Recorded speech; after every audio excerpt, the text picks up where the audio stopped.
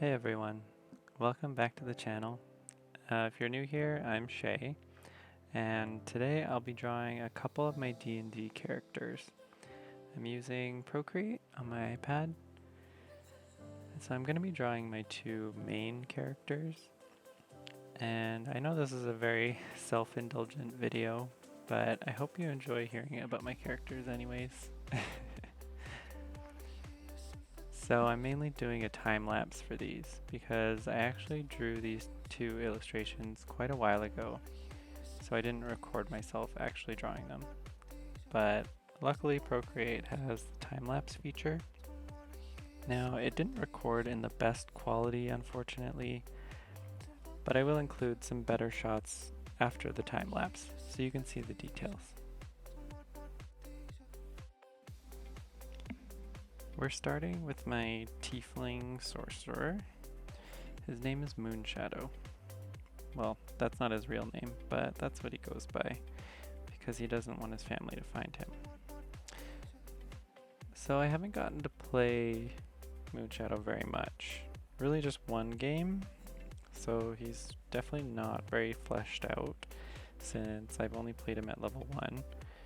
But so far I'd say he's kind of more the cool, charismatic, maybe a bit of a player type of guy.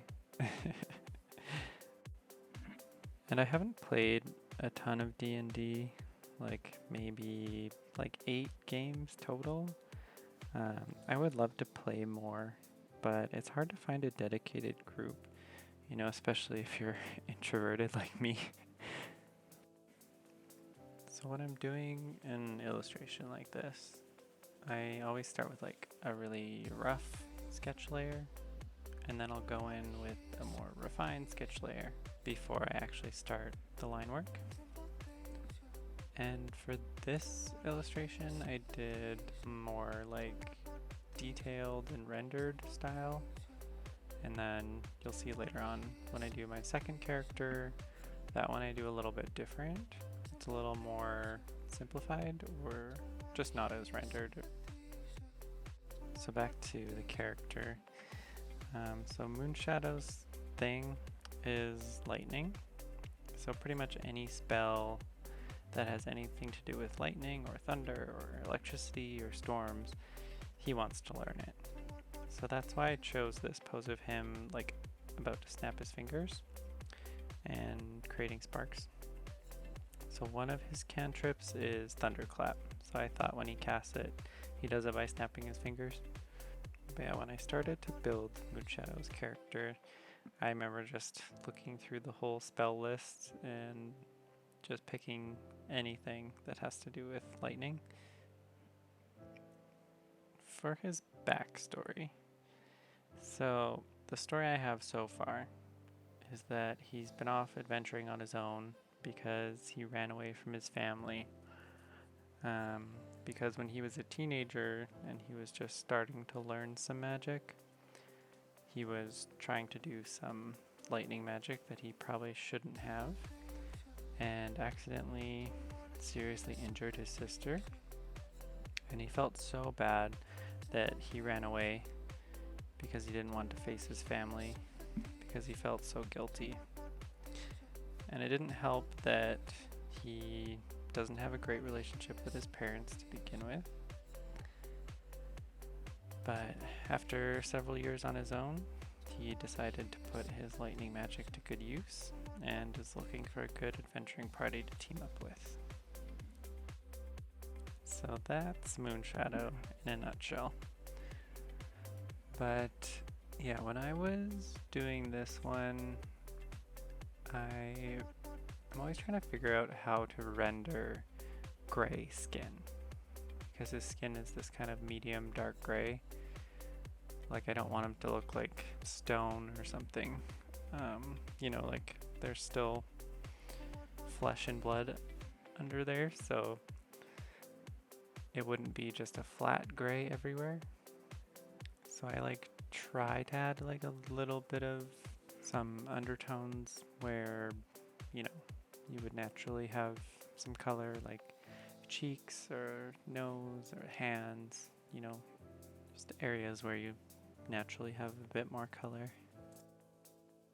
And for the jewelry, I really like doing the gold details. It's very satisfying because you just use a couple different shades and you get a nice semi-realistic kind of gold shine. And as you can tell, his color palette is definitely black and gold. Even his eyes, I want to do them with dark, like the whites of the eyes dark, and then the pupils are like a very vibrant gold. And then I also had this idea that he put gold leaf on his horns too, even though they're just black. So now I'm trying to do a little kind of electricity on his fingers there. I think it turned out okay. Could be better, but this was my first time drawing electricity, so. But yeah, we're pretty much done here. And now I'm gonna put in some better shots so you can see the details and, you know, better quality. And for some reason the time lapse was flipped. I'm not sure why, but this is what it's actually supposed to look like. So overall, I'd say I'm pretty happy with this one, even though I did it quite a while ago.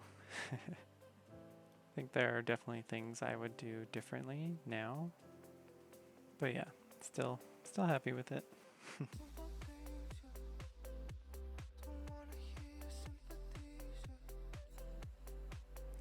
Alright, and on to my second character here.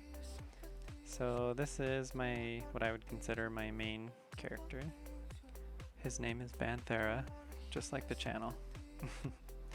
So he's actually half elf, half dryad, and he's a druid. So I've only played him up to level 3, I think. So I didn't do much with him other than wild shape, because wild shape is super OP for a Circle of the Moon druid. Although, unfortunately, I think in the newest version of DnD, they've really nerfed wild shape for druids.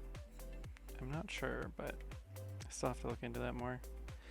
Maybe if I actually start playing D&D anytime soon. So here in a sec you'll see I put up a little reference image of this character. I really don't like the pose that I did or anything. It looks really awkward, but this is like the outfit. So I really like how the outfit looks in this one. I think this was the first time I did it that way. So I'm just keeping that up as an outfit reference. So for this character, because he's half dryad, I was trying to think of how to homebrew the racial traits, you know, just add a little spice. I wasn't sure, but I was thinking like something like advantage when it comes to Fae related things, or maybe checks like if in the Feywilds or in the forests, and then maybe like disadvantage to fire damage, or like he's allergic to iron or something.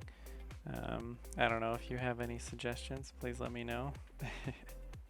But for the games that I have played, I've just played him as an elf, just to keep things simple. And then like appearance wise, I thought he should look, you know, essentially like an elf, but maybe even slightly more Fae-like. Like how Archfey have super long ears and eyebrows and stuff. Since dryads are Fae creatures, and elves also have Fae ancestry, it would make sense that he looks a little more Fae than a regular elf. And I also had this idea that his hair changes color slightly throughout the seasons. So in the summer it would be more of like a silvery color, and in the winter it would be more pale, like almost white.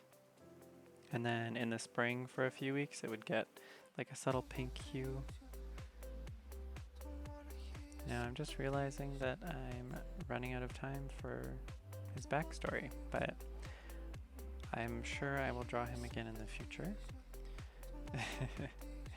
But yeah, here I'm just redoing the highlights on the eyes, just cause. And then some better shots at the end here so you can see the details.